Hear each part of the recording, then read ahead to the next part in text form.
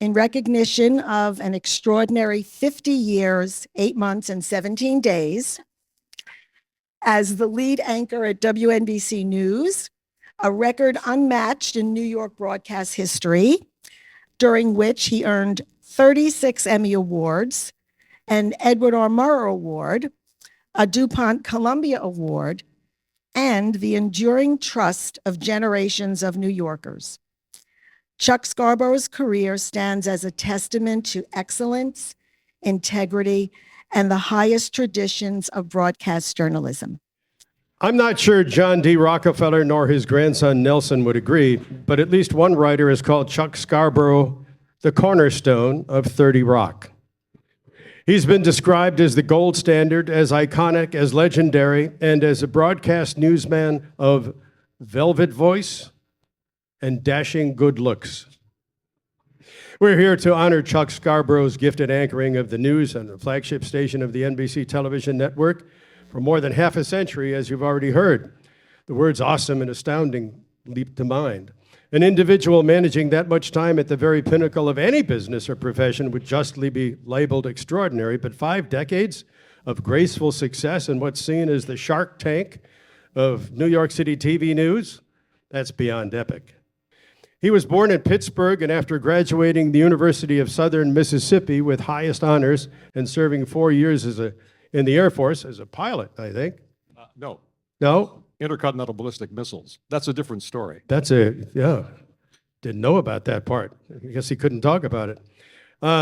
Anyway, he worked at TV stations in Biloxi, Laurel, Atlanta, and Boston before coming to WNBC New York. Now, as you've heard, he's won numerous awards, but we at the Silurians held off. We wanted to be sure. Chuck, congratulations on an extraordinary career and for your latest honor here at the Silurians.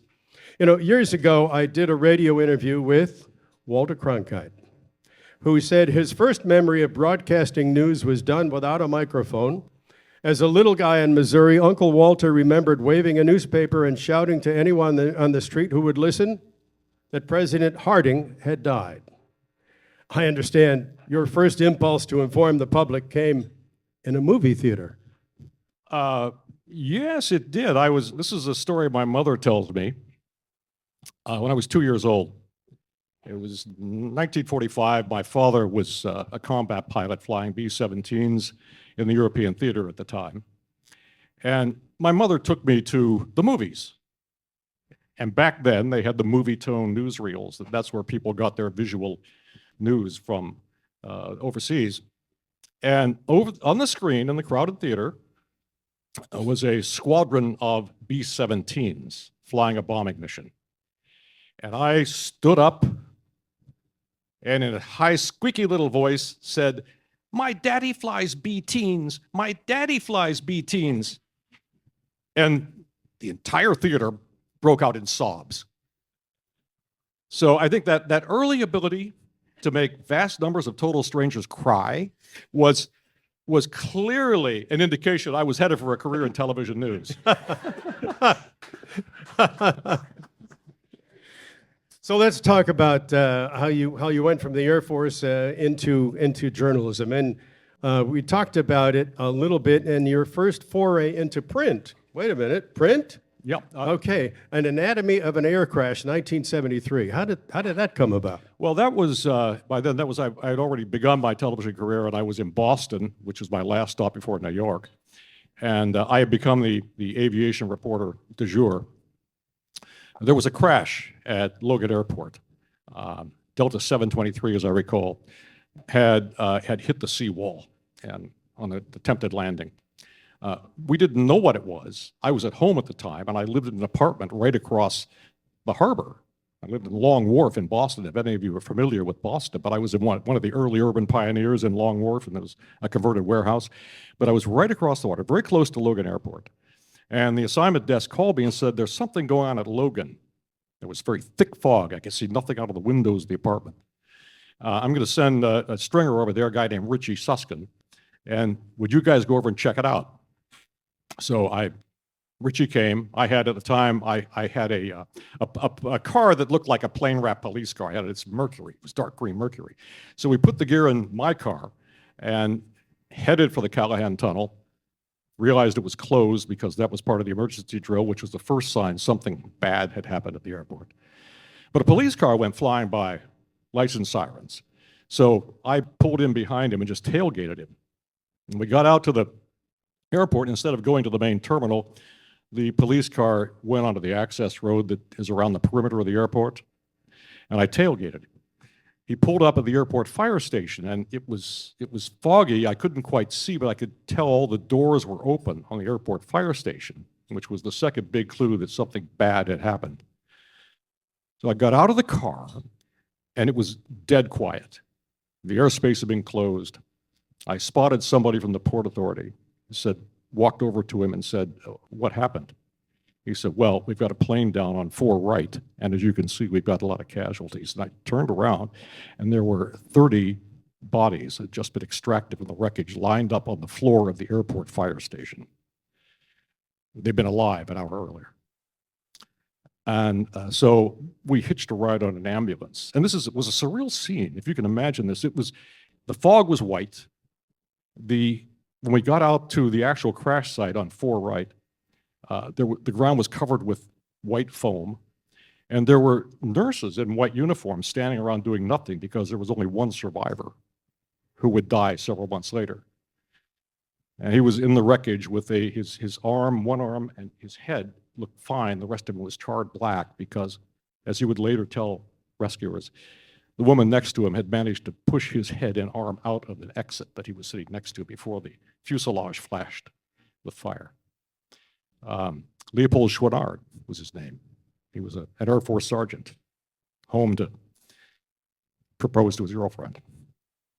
So I decided at this point, we were using 16 millimeter color reversal film. We didn't have videotape yet. And I decided that I would stay at the airport. I'd do the basic story on the crash, and on film, I would record my intros, film my intros to all of my reporters who were doing the various sidebar stories and other elements. And in effect, it was sort of a replication of, or a pioneering moment where the anchor of the evening broadcast was not in the studio anchoring the broadcast, but was actually out at the scene of an important story, because I knew this was going to consume the entire broadcast. And that's on film. That's remarkable. Yeah. So we pulled that off, and this is a kind of a long-winded story, and I hate to use all this time on this one, but I became so obsessed with why that crashed. I have a commercial pilot's license. I couldn't imagine how a plane could make that kind of a mistake, could get low, could go below decision height and hit the seawall across Boston Harbor. They luckily didn't hit a ship in the harbor in that fog, but I couldn't imagine that. And so I began this digging, and I got all the NTSB stuff. I got the cockpit voice recorder transcript. I got the flight data recorder. I got the tower recordings. I got all the communications. I got the radar track, and I reconstructed the whole flight minute by minute. I reached out to as many families as I could get in touch with who were on board. There were 89 people on the plane. Talked to the families of the pilots. There were 3 in the cockpit. How could 3 seasoned pilots make that kind of a mistake? I talked to their families about what their day was like and why they were doing what they were doing.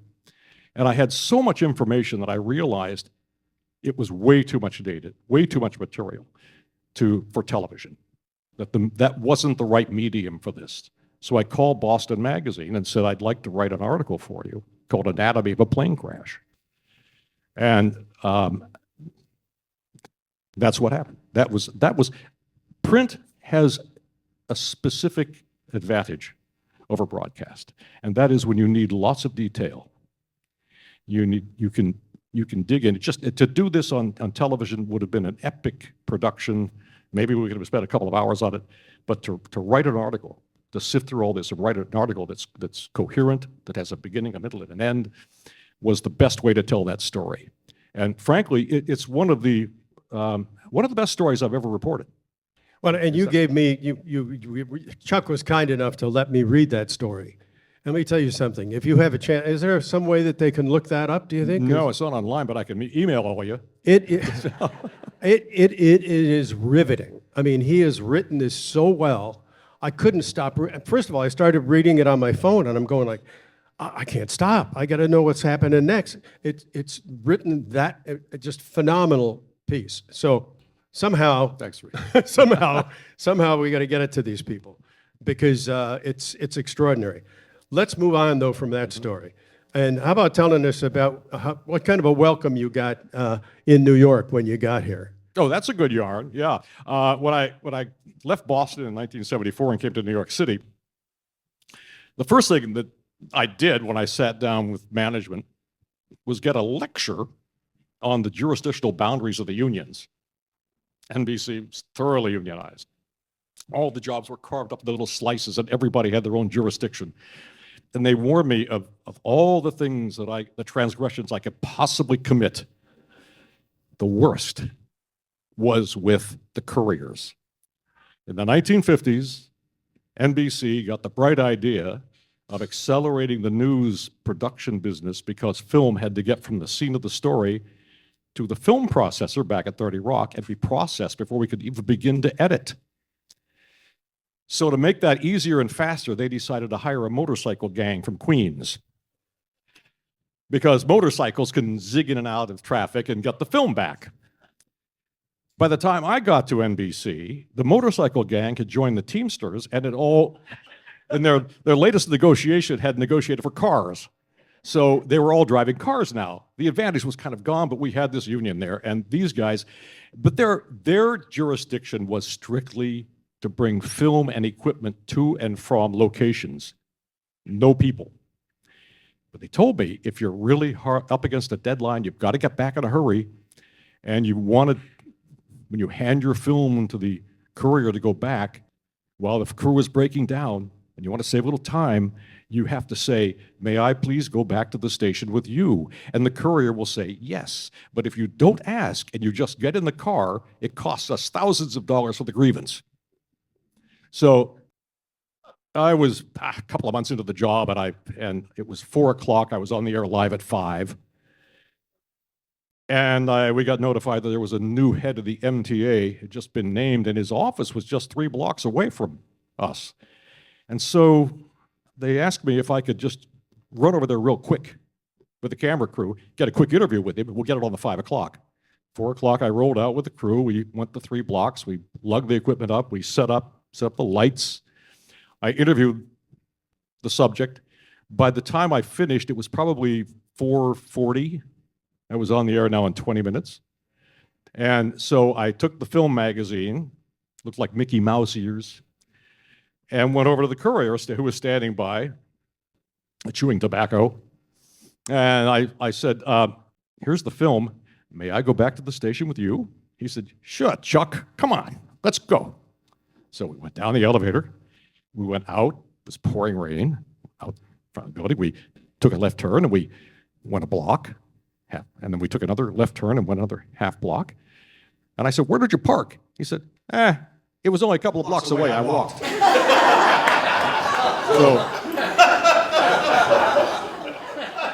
that was my welcome to New York, Okay, big guy, think you're hot stuff? That's a great story. But I know we had the same, if you leaned up against a tape recorder at WCBS, when you got your hand slapped, literally. Yeah. And so you didn't do that. Anyway, shall we go to your scoop on the Pan Am versus KLM? Can we? Is that that's well, we're talking about airplanes. Yeah. Just and you are quickly. a pilot, so I mean, you obviously. Yeah.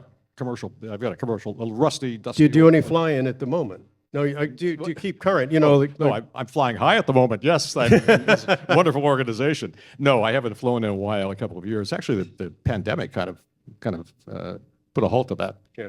I took a plane up on my birthday, the last flight, November 4th. Helen will never forgive me. I took her along. So we're talking about one of the big air disasters in history, right? Yeah. I don't know if all of you remember the crash at Tenerife. It was a KLM and Pan Am jets, jumbo jets collided, and 560 some people were killed in the collision on the runway. The worst aviation disaster in history. And by then, I firmly established myself as NBC's aviation reporter. And the big question was, how could this happen? How could two airliners collide on a runway? And if you remember the story, the KLM captain, a very seasoned captain, was getting impatient about taking off. They wanted to get back to home base, and they were worried that the airport would shut down, and they were very impatient, sitting on the runway in fog. And the Pan Am jet that had landed was still was trying to find a taxiway in the fog to get off the runway. And the KLM pilot at one point just got tired of waiting, announced they were taking off, and firewalled the throttles and crashed into the Pan Am jet. So why? Why did that happen? I was contacted by somebody who had access to the cockpit voice recordings and the tower recordings that the NTSB had. The NTSB won't release anything until they're ready to release it. Until they've done their investigation, then they'll tell you information. But this was not public yet. And the source, who I regarded as reliable, had these transcripts. And what I learned when I got the transcripts, we did one of these brush passes. I met him under the statue of Atlas on Fifth Avenue. Got the documents. Across from the cathedral, right? Yeah. Yeah. Yes. So it was a prayer come true. But in any event, what happened on that was some confusion that occurred when the pilot, the KLM captain, had said, "We are go for takeoff."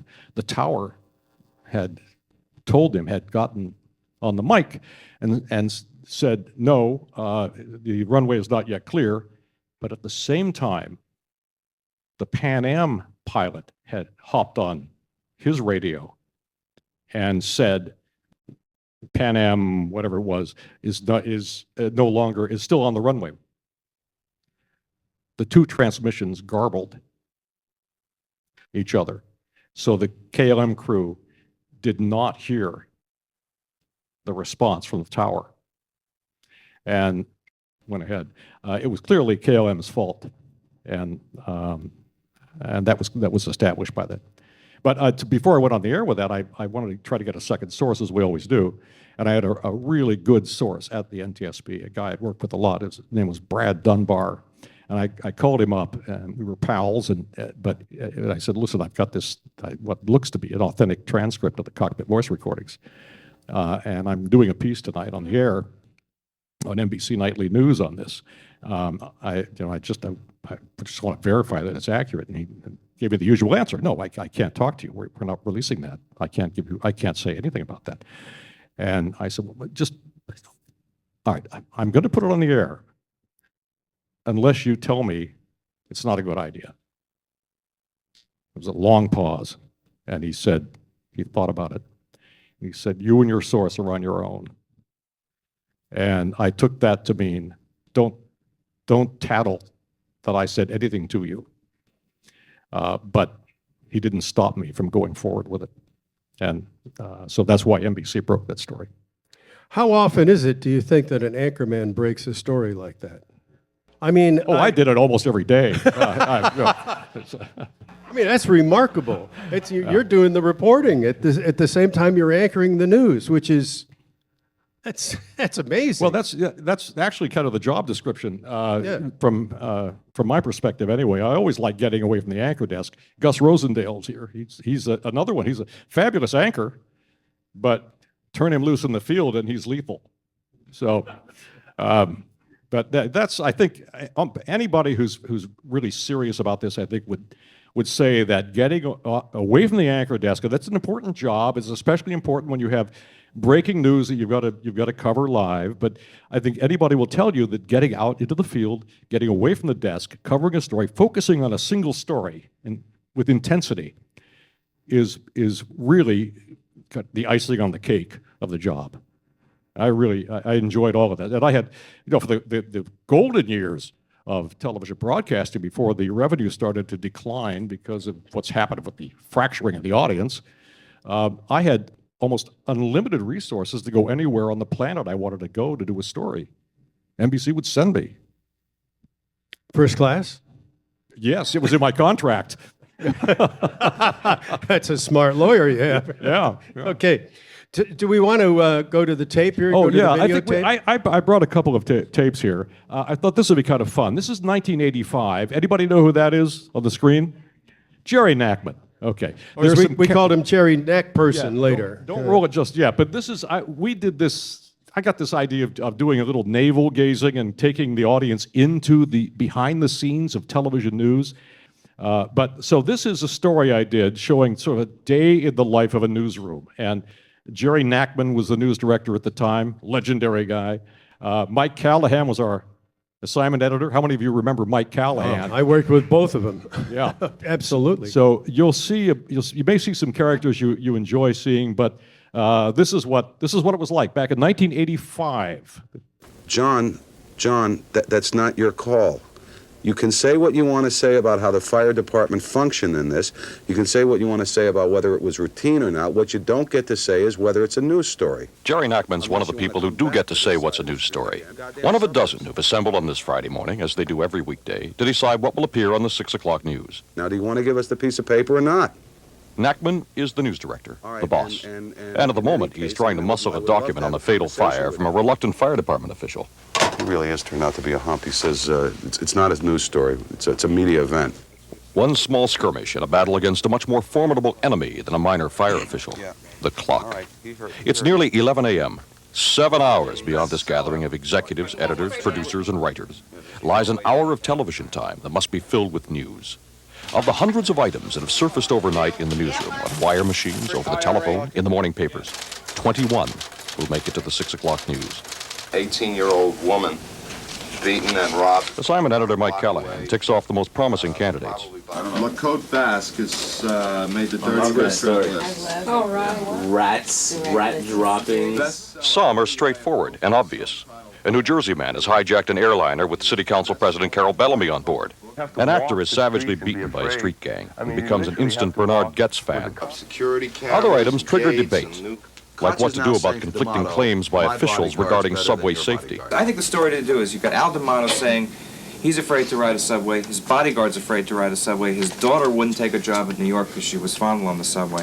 He says they're too dangerous. What's he going to do about it? Then you've got the mayor of the city saying the subways are safe. The debate eats up time. Tension builds. The morning meeting becomes frenetic.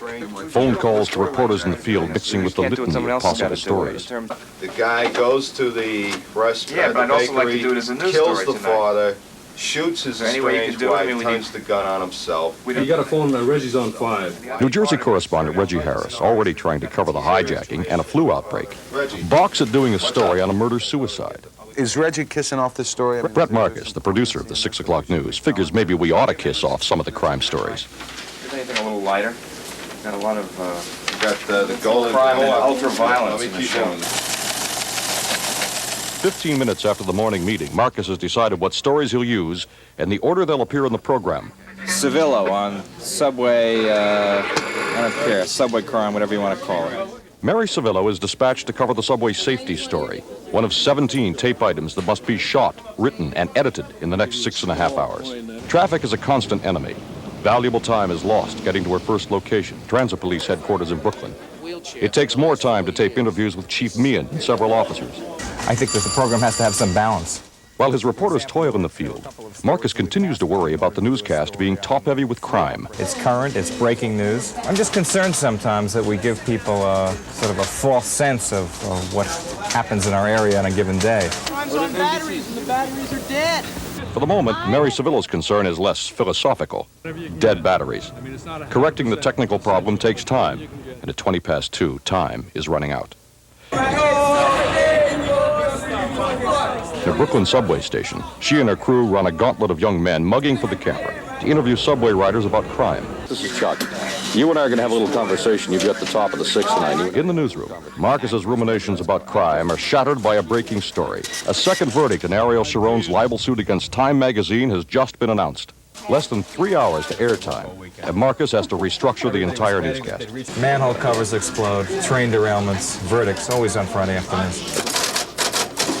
And then we go, reaction about the safety on the trains here is mixed. At 4:30, Mary Savilla was back in the newsroom, showing Marcus the script she's written for a story. Well, the mayor may have been a regular writer back then, but since then he has dwelled on the Are you look? Yeah, I'm listening. But since then he has dwelled on the problems of car size and not subway cars. Marcus questions the relevance of comments made by a subway rider who calls himself Dr. Lovebeam. Is he a doctor, or is it just No, that's what street he urchin? That's what he calls himself. Mary defends her use of the interview and wins the Is argument. this a gang? 3, 2, 1. But Dr. Love was one who defends the politician's right to speak to train safety. An hour and a half before airtime, she begins the tedious process of editing her day's work into a 2-minute package for the news. From WNBC TV, this is News 4 New York. We have more now from Mary Savilla. Work in the city. The transit bosses won't comment on the senator's statements. 1 minute. But Dr. Love was one 10 who out of defends this. the politician's 9, right to speak 8, to train safety. 7, What he's talking about, he probably got a live source, you know. Stand by, ready, camera 4, Chuck. 2, Mary Savillo, News 4, Brooklyn. take 4 cue. Well, television news, as you might have gathered, is a pressure cooker. And the pressures don't always encourage excellence. Critics accuse us of everything from shallowness to sensationalism to sometimes outright hype, which brings us to Bernard Goetz. Tomorrow, we'll look at how television handled the Goetz case, including our now infamous exclusive about what the subway gunman ate for lunch one day. So I was occasionally a smart aleck. Tell us about the Marla Hansen story. That's a Well- pretty remarkable. That was another one where where the newspaper gumshoe kind of fantasy I had paid off nicely. You remember the Marla Hansen story, the model who was slashed by her landlord? We had just a copy story on the 6 o'clock news the day that broke. And so when I got off the air at 6, she was in St. Vincent's Hospital. I thought, I'm going to go down there and see if there's any way I can get in to see her and interview her for the 11 o'clock news. And I went down, I told the assignment desk, I'm going to go down there without a crew and just see if I can work something out. Then if I can, I'll call you back and get a crew.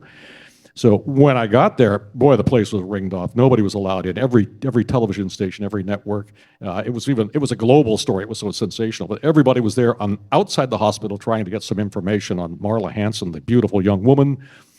She was a classic story of New York, where she was a Texas gal who had dreams of being a model and came to New York, and then she sublet an apartment from a fellow who was an ABC makeup artist, and again, a strange guy who kept barging into the apartment. He had several models living in his illegal sublet, and she wanted out of the apartment and wanted her money back, and that was the genesis of the attack. He had hired a couple of guys to disfigure her.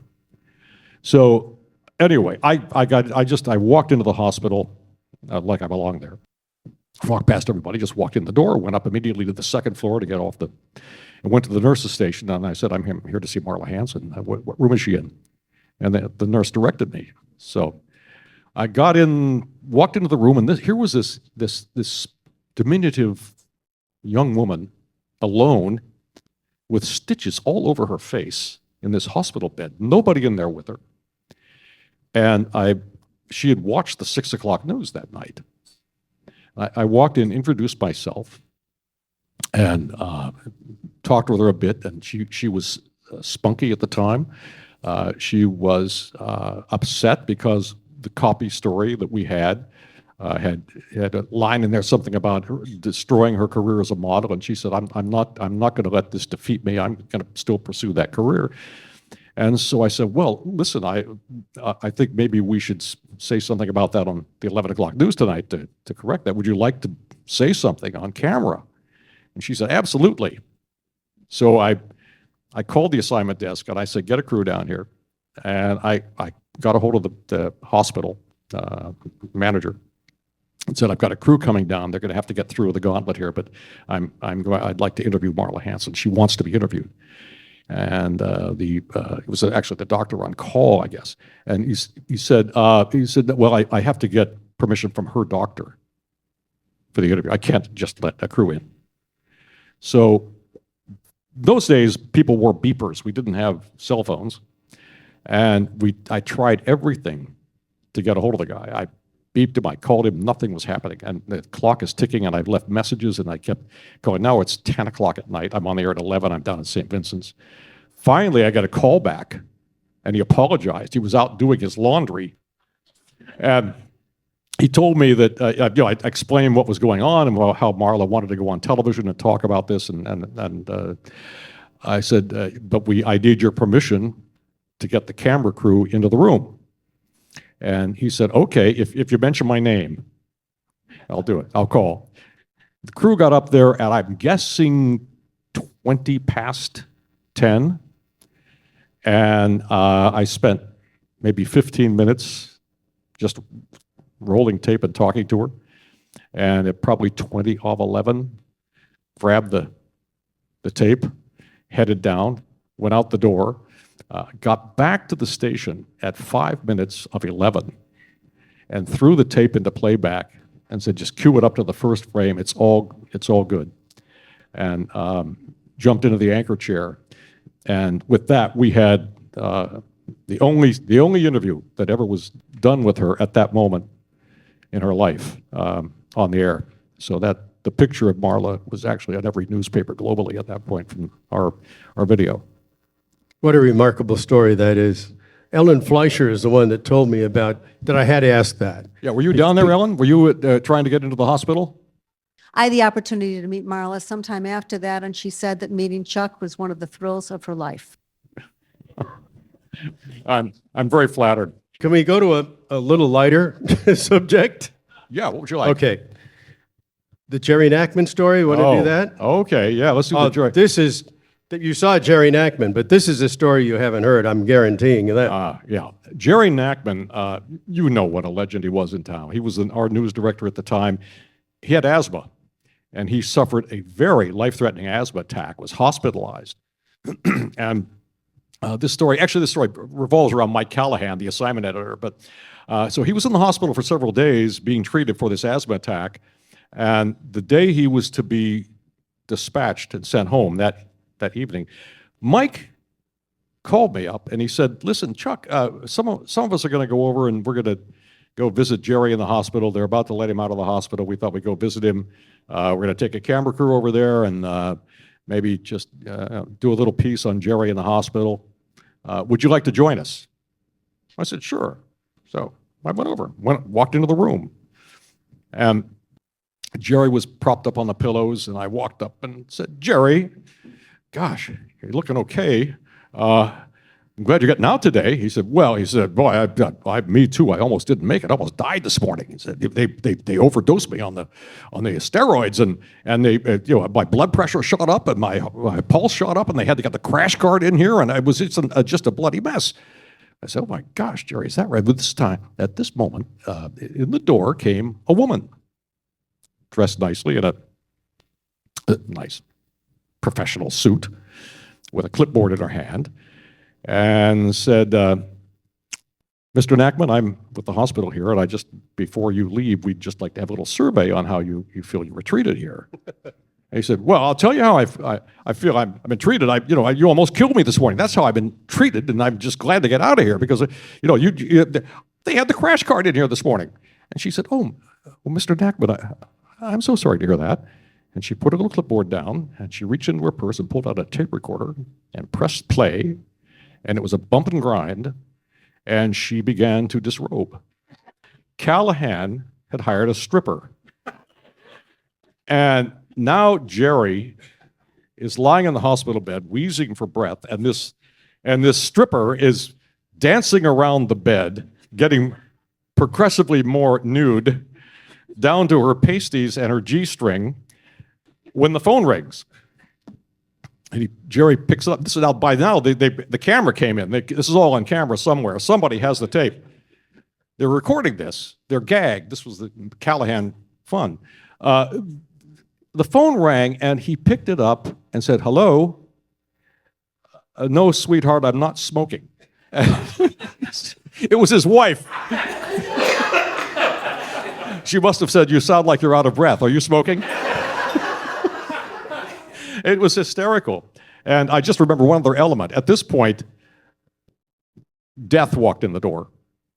Somebody costumed as the Grim Reaper. It was, it was a classic Callahan overreach. But we can't do this kind of stuff anymore, by the way, ladies and gentlemen. This is not permissible, but back then it was just good fun. Chuck, you have one other, you had a video. This is a short video about COVID and 9/11. This was at the worst of the pandemic when it was just terrifying. There were a lot of deaths. We were dispatched home. I began thinking about that, comparing it to 9/11, realizing the two great stories, the two biggest stories of my career in New York were 9/11 and COVID pandemic.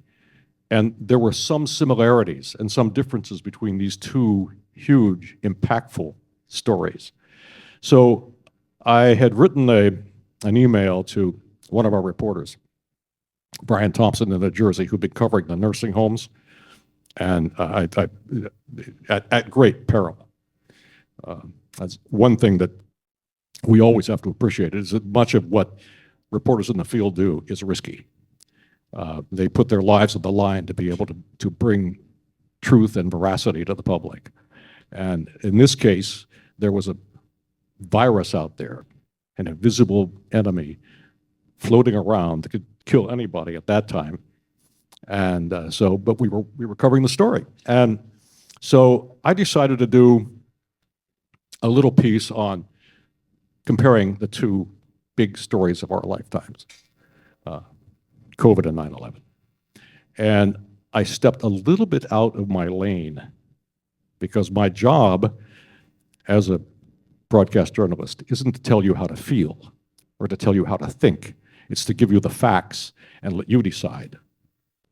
I'm not there to buck you up or make you morose.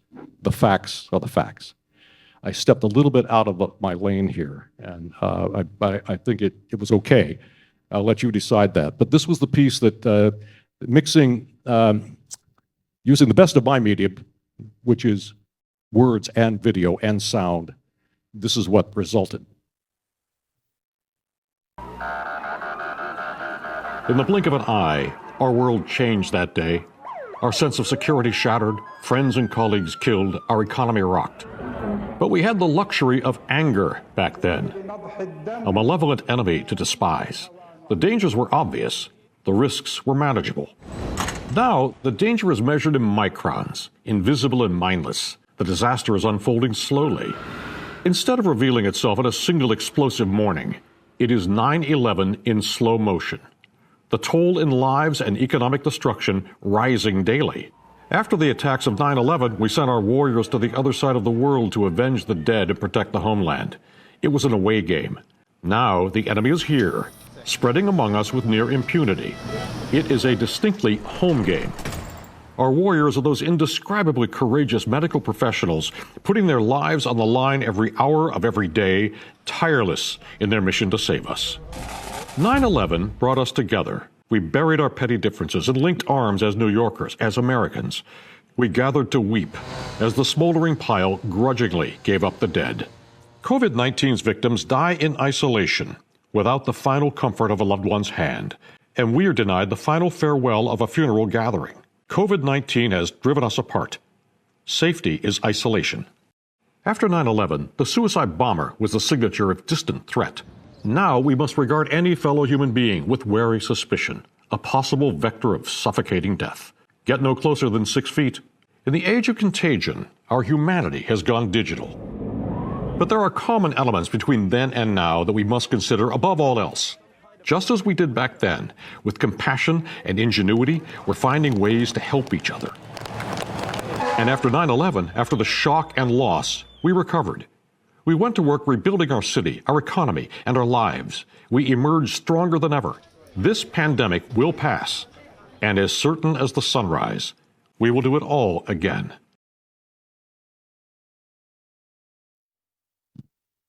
You stepped out of your lane and did a beautiful job.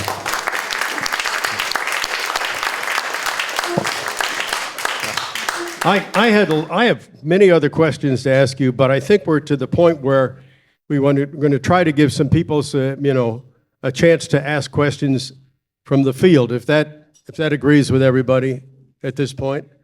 I mean, we've shortened our we had a couple hours more to do, but we decided. He's a great storyteller, isn't he, this guy? Thank you very much. Well, before we get to the questions, I really do want to tell you how meaningful this is to me, to be here with all of you and to achieve this Lifetime Achievement Award, to accept that. I looked at the list of former awardees, and there are just a handful of broadcasters, probably a dozen or so, who have earned that kind of respect from this legendary organization, beginning with Walter Cronkite in 1969. I will point out that Walter was 53 when he had his Lifetime Achievement Award and still had a dozen years to go as anchor of CBS Evening News. But, better late than never. I'm 82, so. But that's why we waited. Yeah. And then Connie Chung, last year was hers. So it's fancy company that you have put me in, and I am very, very grateful. And thank you for everything you do.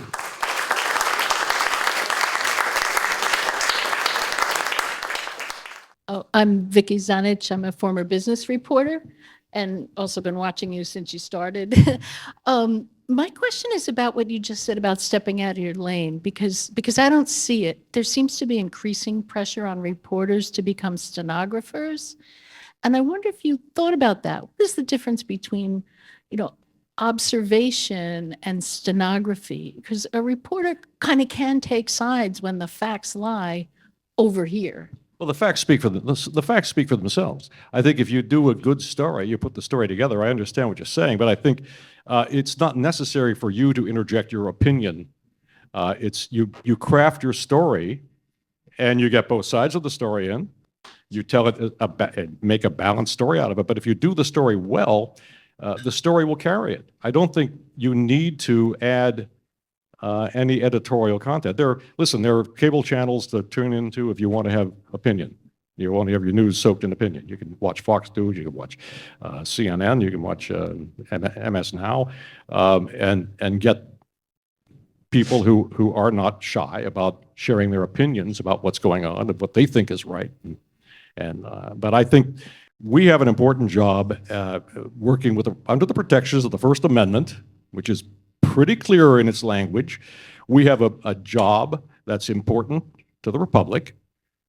The citizenry charged with our governing has to have accurate information to make valid decisions when they go to vote and decide who's going to lead them. So I think that's the mission. And I am not comfortable taking a public stand politically. I think that's something that I have to honor the old adage about keeping your opinions on the other side of the newsroom door. When you go to work, you walk into the newsroom, your worldview stays outside. You have to try to do that as much as you can. I'm Jennifer Kingston. I'm a former New York Times editor and lifelong New Yorker, enormous fan of yours. Thank you. Been watching you for a long time. It feels very normal to watch you here. And I have a question, which is, why did that plane crash into the seawall at Logan? Oh, okay. I will tell you what happened. They had some trouble. First of all, the information they got was that they would break out of the overcast at, I think it was 800 feet, and the runway visual range was somewhere close to half a mile. So they were expecting to, as they were making the instrument approach, they were expecting to come down and break out and see the runway. In that approach, the co-pilot was flying. He was not ever firmly established on the glide path, on the ILS. And so he was back and forth because there was discussion in the cockpit from the senior pilot in command, plus another guy who was a 13,000-hour pilot in the jump seat who was requalifying. And none of them were paying much attention to the altimeter as they were struggling with an instrument that appeared to be failing, which was an instrument called the flight director. So at some point, as they're zigging and zagging back and forth, trying to stay on the glide path coming in on their approach to Logan, the captain says, I think we better go to raw data, which means you've got to forget this instrument that tells you what to do on the approach and pick as a pictorial vision of what you do. There are the individual instruments showing your altitude, your airspeed, your heading, and the whether or not you're tracking the glide path. To go to the raw data and forget this computer synthesized thing that's up there that we're supposed to be using. At that point, the plane dipped. It lost altitude, and not one of the pilots noticed it. And they went below decision height, which is 200 feet, and they should have cleared the seawall by 200 feet. They hit it, and all the wreckage vaulted up onto the runway. All the bodies were on the runway. And what's worse is there was confusion with air traffic control because this was flight 723, there was a flight 623 that had landed just before this flight, a Delta 623. So there was some confusion about whether Delta 723 had successfully landed and gotten to the gate. So 2 more planes were cleared to land on that runway. So it was that close to being a 3-plane pileup in the fog. The other 2 pilots hit decision height, couldn't see the runway, and went around. But that's the only reason they didn't land on 4 right. They were cleared to do it. Nobody knew yet there was this crash. Get him to send you that story he wrote about it. You'll be fascinated. Dan Foreman. Dan. Hi, so I'm an accidental guest here today. Yeah. Chuck didn't know I was going to be here. I was brought by your newest member, Sri Srinivasan. He had to leave. But I worked with Chuck for 15 years.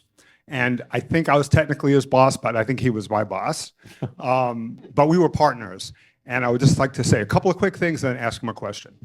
The first thing is, it was my job to teach him how to say 50 cent when that story became a story.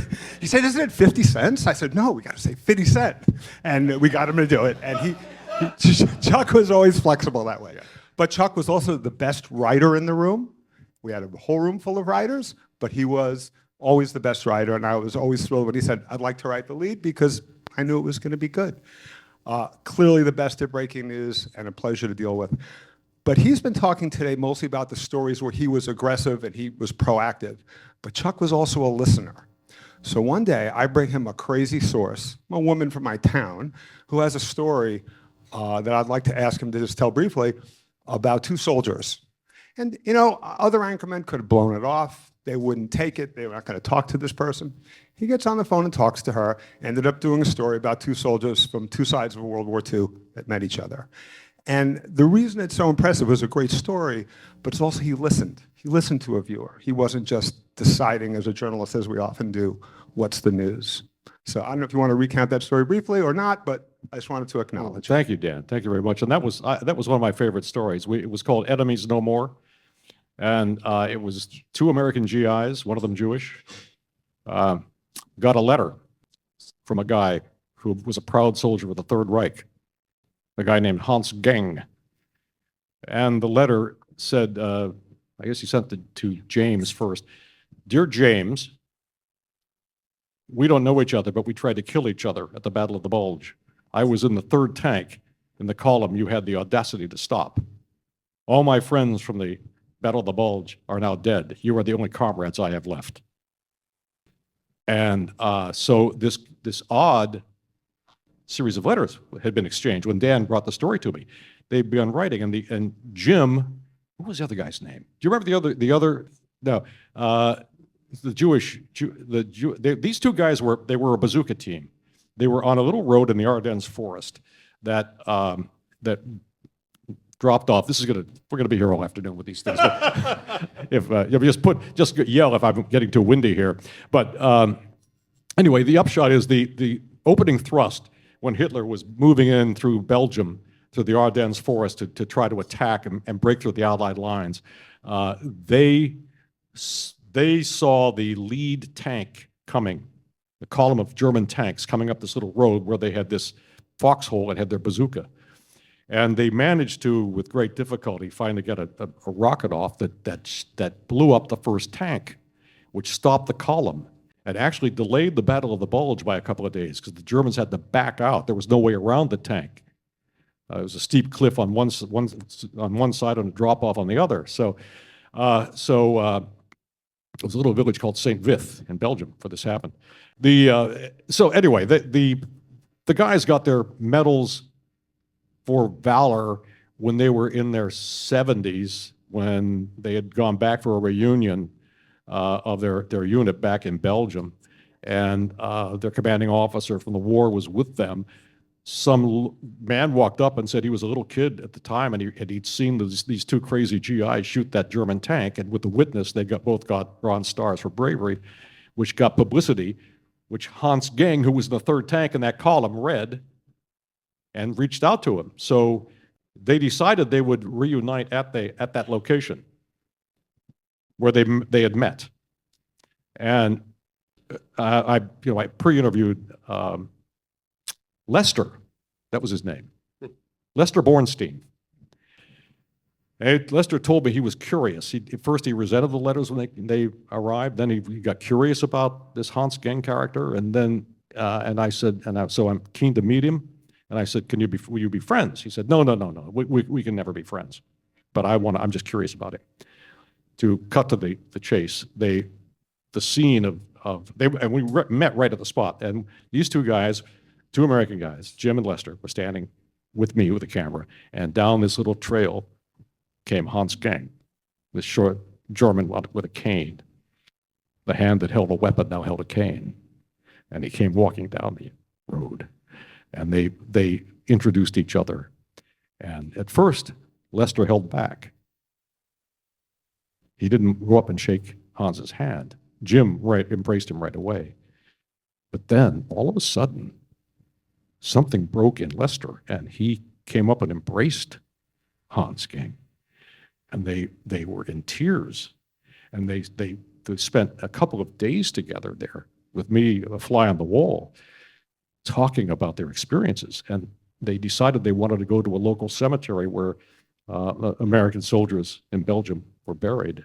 And Hans Geng, I have this video of Hans Geng standing with these two older Americans in front of a grave of one of their comrades who had died, and the three of them saluting. So it was just the best story you could imagine. Should have brought that one too, huh? We could stay here the rest of the day, but anyway. Yeah, we didn't want to have the handkerchief bill, the Kleenex bill would have been too much. It's really a wonderful story, and it, what it shows is what a heart that you have as a newsman, and the tuning fork that you have inside to feel a story like that. And you're waving again. We have 3 graduate students of journalism here, and I'd like you to say some words to them. They're about to start their life in journalism. I hope that if the three of you, second of all, I congratulate you once again, because I think getting this award from this group is pretty special. And you clearly have earned it. So you have interesting careers ahead. Out there in the wild, where you're going to be working, there is what we would have called in the Air Force a target-rich environment. There's a lot of stuff that needs reporting on out there. And we need young, vital, interested, curious, bright people like you out there working in whatever medium you can, whatever medium best tells your stories, to tell those stories. Because really, if you go back and we're in the 250th anniversary of our grand experiment of this country, of having the citizens theoretically control the political direction of the country. And I think we really need to have a well-informed citizenry that keep this project afloat and buy us another 250 years. Speaking of legends. That's your job, guys. Thank you, thank you. Myron Candell is over here. He's a legend himself. Chuck, you started this session with a long-form story about the plane crash. Yes. you're finishing up with about the Battle of the Bulge. You've made your career short form. You going to do any long form writing now that you've retired? Well, it's possible, yeah. I did take a fling at 3 novels. And they are, as I see blank stares, no, they didn't do very well. Is that in your spare time? What, you wrote 3 novels? Yeah, I think we have to probably wrap this up pretty soon because but yes, the first 2 were set in the world of television news, and the third was, actually it was fairly successful, not so much as a novel, but it was the earthquake in New York. It was called Aftershock, the book, and I had covered. Yeah, there was a kind of a significant earthquake in New York, not much of one at a time, but New York is not earthquake proof, and there have been a terrible earthquake in Eastern Europe that was not that hard, but 30,000 people died because of the unreinforced masonry of the structures. And we have in New York City we had probably half the buildings are unreinforced masonry, all the mid-rise and brownstone types. In an earthquake, with the horizontal vibrations would collapse. So with that, there was a warning to New York from seismologists and geologists that New York better toughen up its codes because New York is not earthquake-proof. There have been serious earthquakes in New York. We're not on a plate boundary, a tectonic plate boundary here, but there is a risk. So for a while, I became the earthquake reporter. I was assigned to cover earthquakes around the globe. I think I'm getting the look of let's wrap it up. So yeah, I think so. We've wandered way off into the weeds here.